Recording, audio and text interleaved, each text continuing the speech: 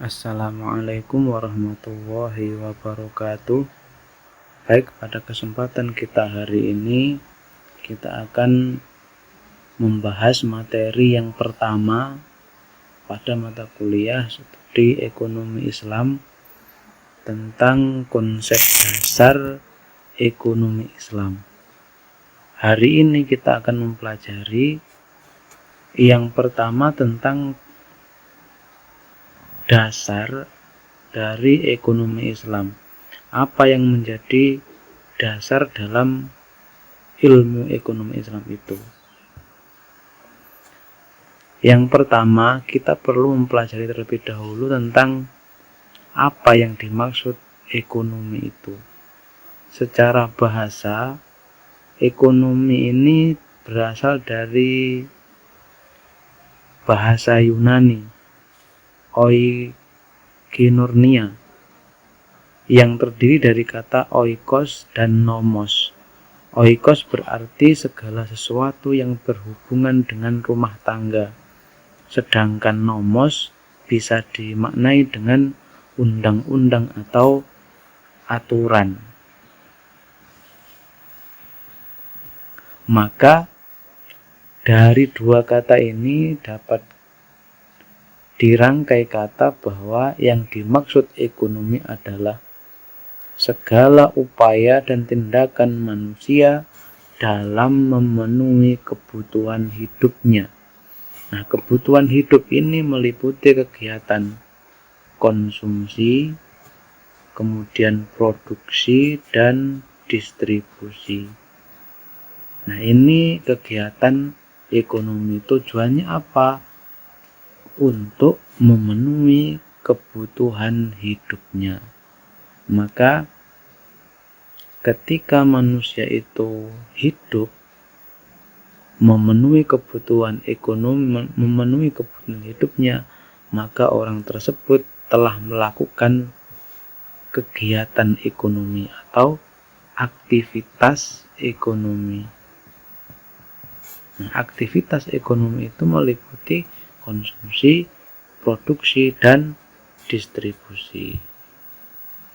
Baik, kemudian apa yang definisi dari ekonomi Islam itu?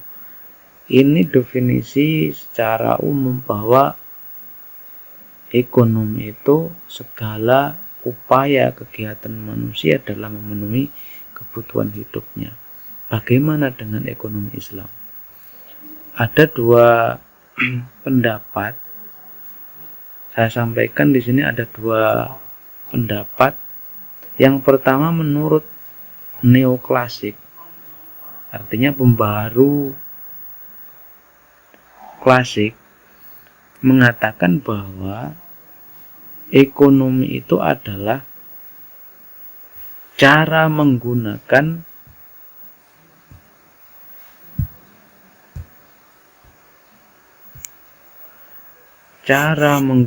sumber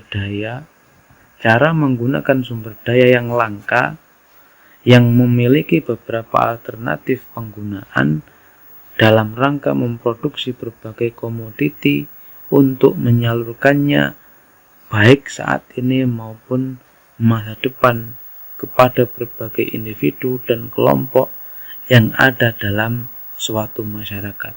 Menurut neoklasik, maka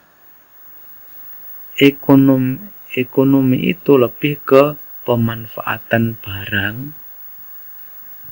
maupun jasa, terutama barang-barang scarcity atau barang-barang langka.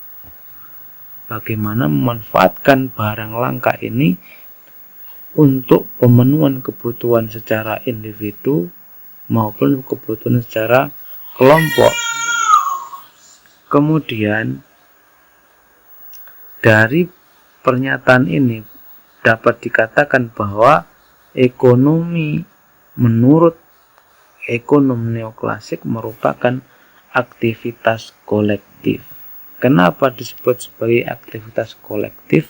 Sebab lumrahnya manusia, kegiatan ekonomi ini pasti memerlukan orang lain, pasti memerlukan seseorang dalam rangka memenuhi kebutuhan hidupnya.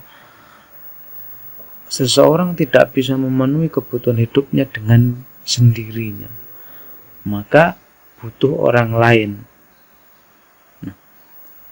Membutuhkan orang lain ini berarti bisa memangkas rantai dalam pemenuhan hidupnya. Kalau kita memenuhi kebutuhan hidup kita sendiri, maka butuh waktu yang sangat lama. Maka dengan aktivitas kolektif itu kita dapat memenuhi kebutuhan hidup kita dengan singkat, karena membutuhkan orang lain. Nah, bedanya apa dengan ekonomi Islam? Ekonomi menurut Islam bahwa ekonomi Islam ini bertujuan untuk memperoleh yang disebut falah. Jadi orientasi orang dalam melakukan ekonomi adalah mendapatkan falah, kedamaian dan kesejahteraan dunia akhirat. Jadi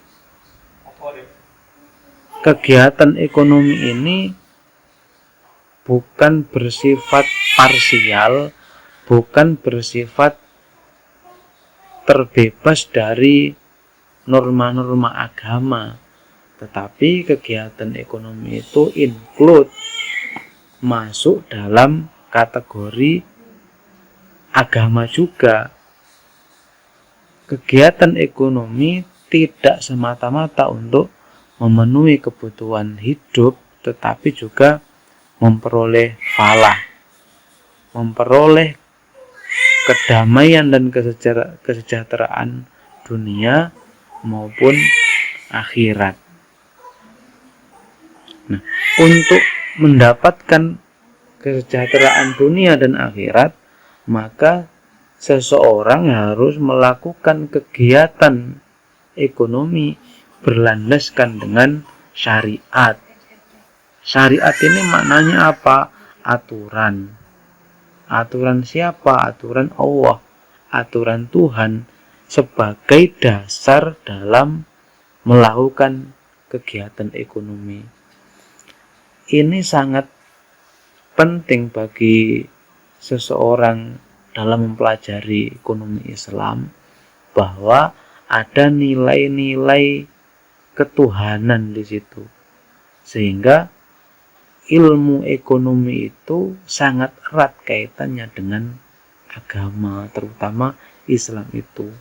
Dan ilmu ekonomi itu merupakan bagian dari Islam. Maka ilmu ekonomi harus didasarkan kepada nilai-nilai agama, harus didasarkan kepada aturan-aturan syariat.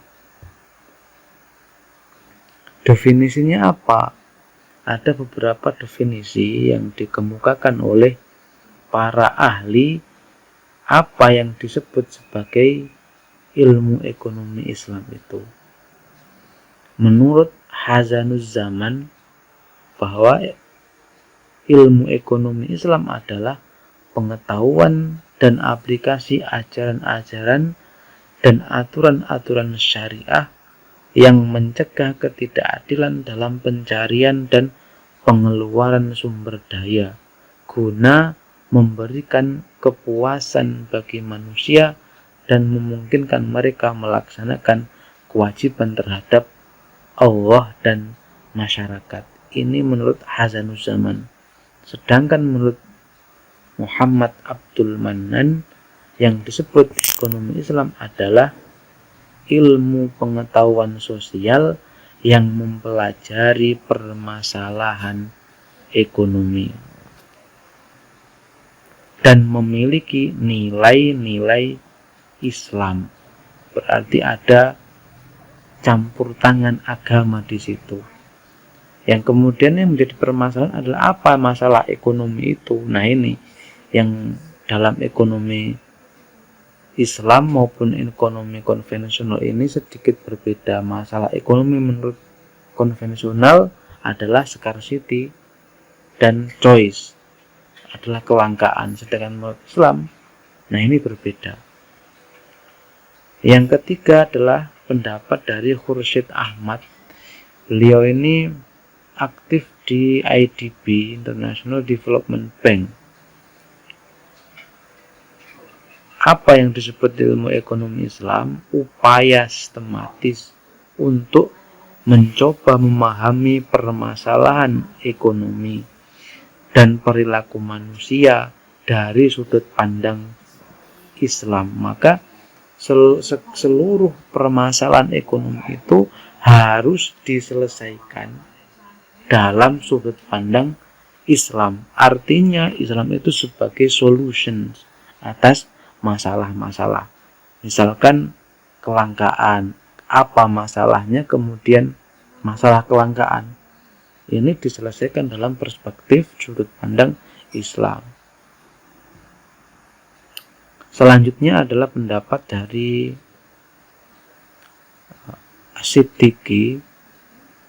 Yang disebut ekonomi Islam adalah respon para pemikir Muslim terhadap tantangan-tantangan ekonomi dan upaya dibantu oleh Al-Quran, Sunnah maupun akal. Ini menunjukkan bahwa ilmu ekonomi itu sebagai bentuk pemikiran yang didasarkan kepada Al-Quran, As-Sunnah atau hadis, dan akal. Berarti ini menurut pemikiran-pemikiran para pemikir-pemikir itu. Yang selanjutnya adalah pendapat dari Akram Khan. Ilmu ekonomi Islam bertujuan untuk mempelajari falah. Nah, falah itu menurut Akram Khan dicapai dengan mengorganisir sumber daya atas dasar kerjasama dan partisipasi. Jadi falah itu dapat diperoleh jika seseorang mampu memanage, mengorganisir, mendayagunakan sumber daya yang ada di bumi atas dasar kerjasama dan partisipasi, tidak atas dasar kepemilikan individu yang tujuannya hanya untuk kepentingan sekelompok orang saja.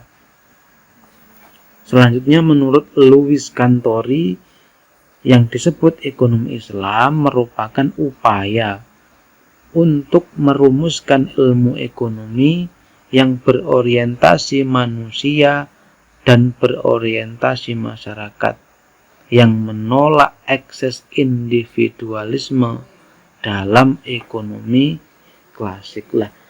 Dalam ekonomi Islam ini berarti sebenarnya tidak menghilangkan hak-hak individu, tetapi lebih tepatnya membatasi hak individu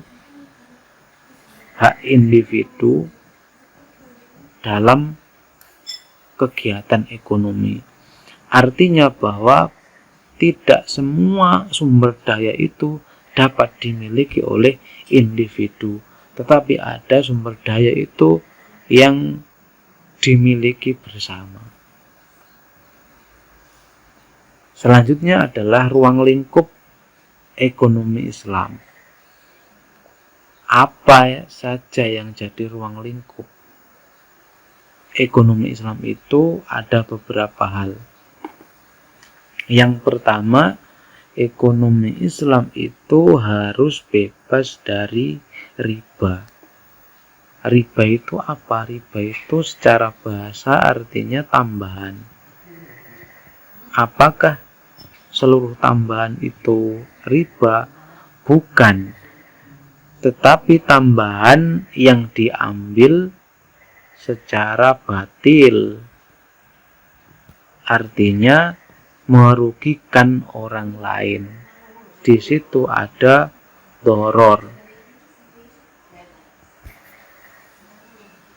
Nah, riba ini dalam kehidupan sehari-hari bisa kita lihat. Riba itu muncul bisa karena jual beli, bisa karena utang piutang.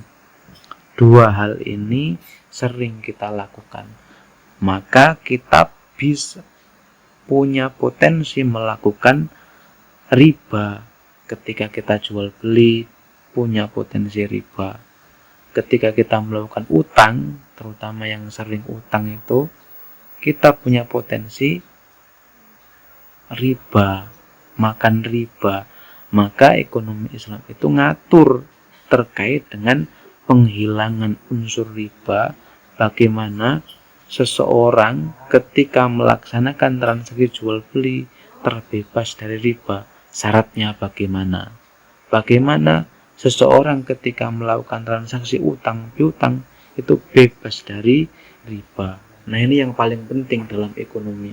Bahkan riba ini diinstitusionalisasikan masuk dalam ke lembaga-lembaga keuangan, baik bank maupun non-bank. Selanjutnya adalah penghilangan unsur gharar. Apa yang disebut gharar? Secara bahasa gharar itu bermakna tidak jelas atau tidak pasti. Kemudian terbebas dari judi. Kemudian ada maisir untung-untungan, spekulasi. Kemudian ada jahalah dan lain sebagainya. Ini adalah hal-hal yang bisa merugikan orang lain ketika melakukan transaksi ekonomi. Yang selanjutnya adalah moral. Etika, nilai-nilai yang didasarkan kepada nilai-nilai agama moral. Selanjutnya adalah sosial, budaya, politik, dan sejarah. Dalam ekonomi ini masuk dalam ruang lingkup ekonomi. Sosial itu juga masuk, budaya juga masuk, politik dan sejarah. Maka menurut Umar Chapra, ekonomi Islam itu bertujuan untuk merealisasikan kesejahteraan. Menurut Imam Ghazali, bahwa seseorang itu melakukan kegiatan ekonomi itu tujuannya untuk imaratul qaum,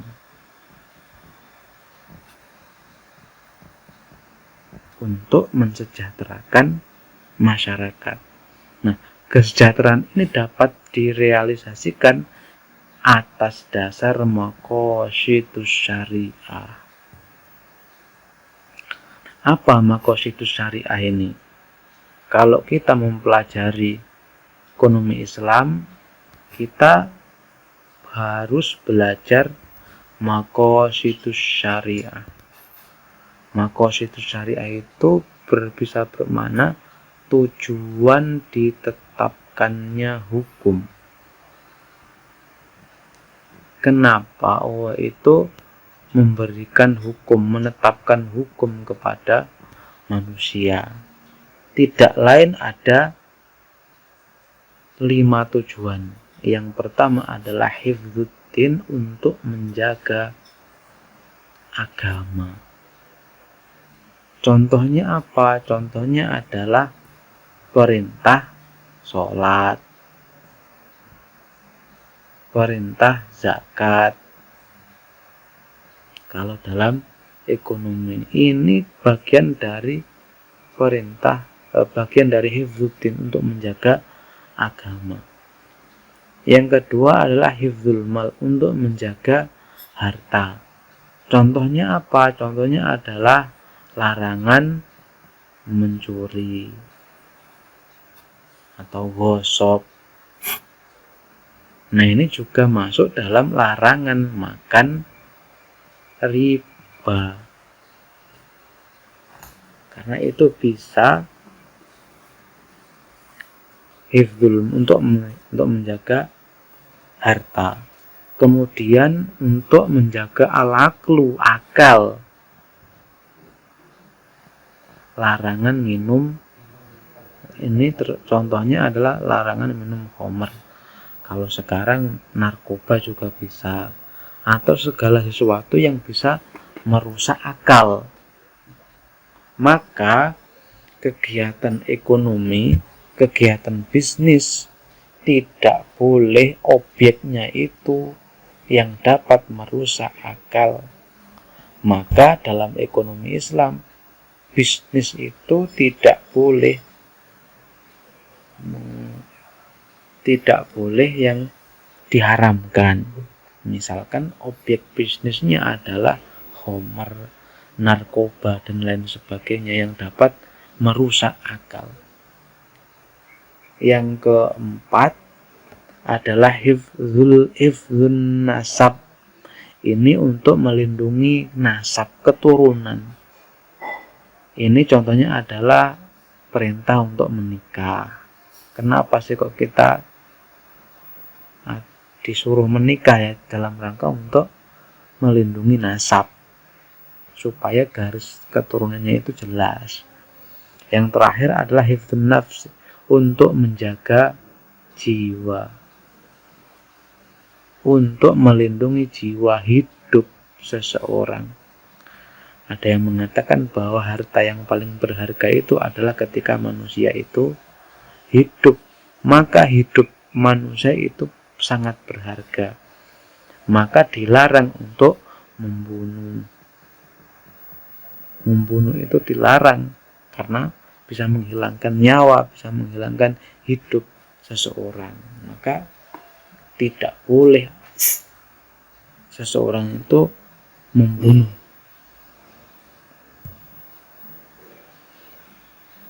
Selanjutnya adalah prinsip ekonomi Islam. Satu adalah keimanan. Ini disandarkan kepada tauhid.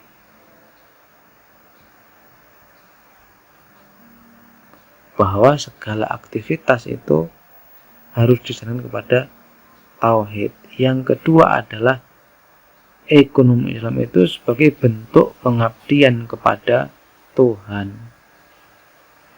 kepada Allah,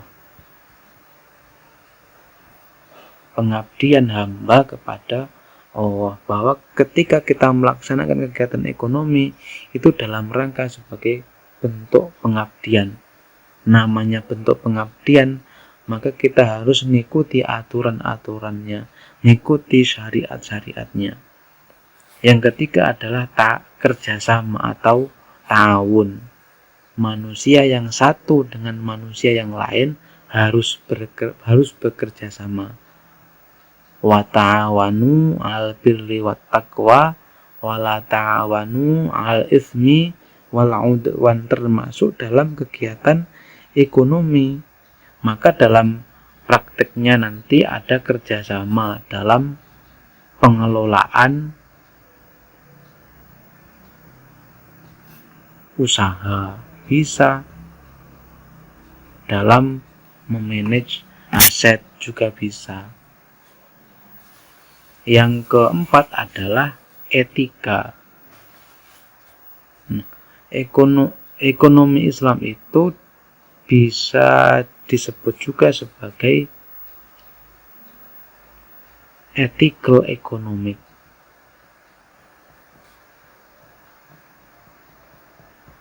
Artinya ekonomi yang didasarkan kepada etika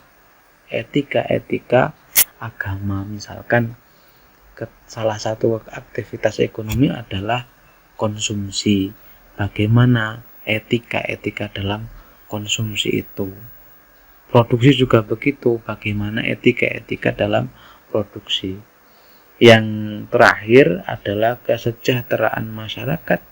Itu dapat dicapai dengan instrumen zakat, infak, dan sedekah.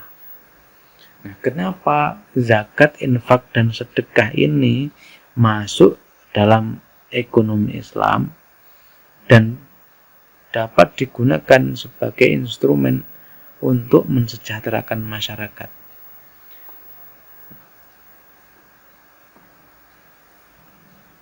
Zakat ini bagian dari ekonomi Islam. Kalau zakat hukumnya wajib. Wajib bagi seseorang yang mampu, yang sudah memenuhi kriteria zakat. Sedangkan infak dan sedekah ini sifatnya fleksibel, dalam fikih berarti sunnah. Bagus jika dilaksanakan. Nah, kemudian ekonomi Islam itu didasarkan kepada maslahah. Apa itu maslahah? Maslahah itu bermakna faedah, kepentingan, manfaat.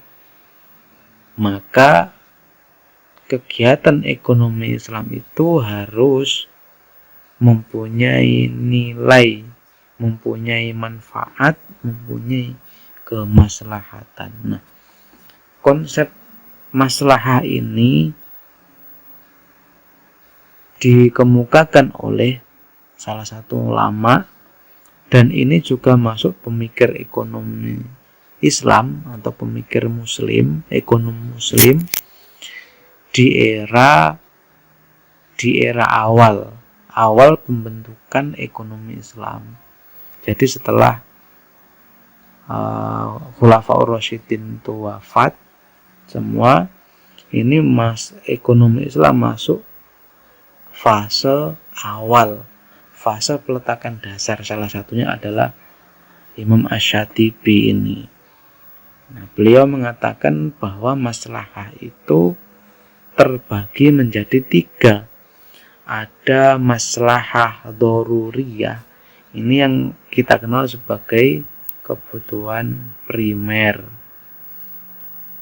Kemudian ada maslahah hajiyah atau kita nyebutnya sebagai sekunder, kebutuhan sekunder, dan tahsiniyah atau kebutuhan tersier atau pelengkap. Apa yang disebut sebagai maslahah dzaruriyah ini? Maslahah dzaruriyah itu maslahah yang berkaitan dengan penegakan atau kepentingan agama. Nah, kemaslahatan ini merupakan dasar utama bagi beberapa maslahah yang lain. Ini sebagai pondasi dalam maslahah dzaruriyah itu sebagai pondasi dalam kehidupan. Orang akan binasa ketika ini tidak terpenuhi, itu maslahah dzaruriyah.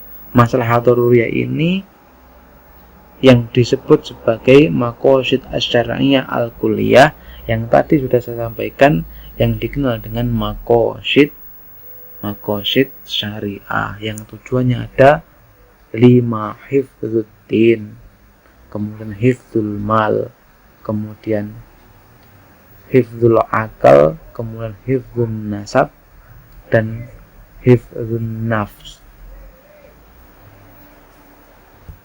Kemudian ada maslahah hajiyah. Maslahah hajiyah itu adalah bisa dimaknai dengan kebutuhan yang tujuannya adalah untuk mempermudah apa yang kita laksanakan. Sebenarnya kita ini nggak terlalu butuh juga, tapi kalau kita punya kebutuhan itu, barang tersebut, maka aktivitas kita jadi lebih mudah. Ini maslahah hajiyah. Misalkan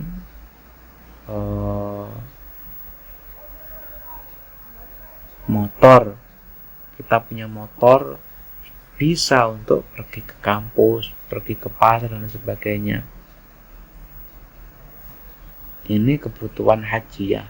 Sebenarnya pakai sepeda atau jalan kaki bisa, tapi itu sulit. Jika pakai motor maka lebih mudah, lebih memudahkan dalam melaksanakan aktivitas. Yang ketiga adalah maslahah tahsiniyah. Ini terkait dengan kebiasaan orang-orang. Ini bagaimana baiknya pandangan orang lain. Termasuk kalau dalam akademisi ya berpakaian rapi. Orang ketika berpakaian rapi itu berarti adatnya memang seseorang itu dituntut untuk berpakaian rapi, misalkan seperti itu. Ini masalah tahsiniyah. Maka kebutuhan-kebutuhan yang untuk menunjang itu semua maka masuk dalam masalah tahsiniyah. Apa yang selanjutnya adalah apa yang menjadi sasaran ekonomi Islam. Ekonomi Islam itu bertujuan untuk mencapai falah, kebahagiaan dunia dan akhirat.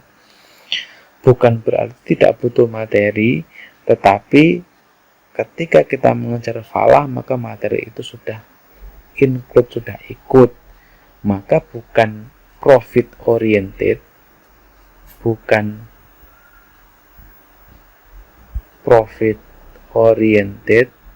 tetapi falah oriented. Yang kedua adalah ukhuwah, kerjasama. Tadi kita sudah bahas, prinsipnya adalah prinsip ta'awun, kerjasama. Yang ketiga adalah keadilan sosial ekonomi. Artinya tidak ada gap antara orang kaya dan orang yang tidak kaya. Ini yang dalam ekonomi konvensional belum bisa terpenuhi. Kemudian yang keempat adalah pemenuhan kebutuhan spiritual. Ini masuk dalam spiritual Muslim, bahwa aktivitas ekonomi itu didasarkan kepada syariat-syariat agama. Nah, karakteristik ekonomi Islam adalah satu, ekonomi Islam itu mengakui hak milik individu. Berarti seseorang boleh memiliki barang-barang tertentu. Ada barang yang boleh dimiliki pribadi, ada barang yang tidak boleh dimiliki pribadi tetapi dimiliki bersama. Kemudian bebas riba, kemudian zakat, ini ada bisa ditambah infak, kemudian sedekah dan wakaf. Kemudian mekanisme pasar ini sesuai dengan mekanisme pasar Islam. Ada demand dan supply. Kemudian mengakui motif mencari keuntungan. Jadi mencari untung itu boleh, tetapi tetap harus berlandaskan nilai-nilai aturan-aturan syariat. Yang keenam, mengakui kebebasan berusaha. Ini sebagai prinsip bahwa manusia boleh melakukan kegiatan usaha apapun selama tidak dilarang oleh agama. Kemudian prinsip dasar ekonomi Islam adalah satu, kerja atau al-kasbu. Ini adalah konsep al-kasb, bahwa bekerja itu sebagai suatu perintah, resources utilizations. Kemudian yang kedua adalah diberikannya hak kompensasi, upah, ujroh di sini.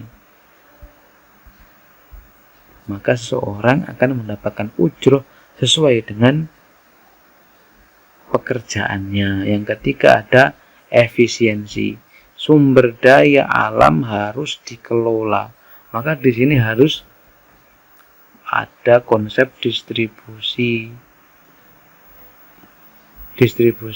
sumber daya alam, bahwa seluruh masyarakat itu memiliki hak yang sama. Kemudian profesionalisme, kemudian ada kecukupan, jaminan kebutuhan, pemerataan kesempatan, kebebasan, tidak bebas sebebas-bebasnya, tetapi tetap dibatasi oleh nilai dan aturan dalam Islam. Kemudian ada ta'awun, persaingan yang sehat, keseimbangan ini berdasarkan prinsip antarodin atau saling ridho, saling rela. Kemudian ada solidaritas dan informasi simetri.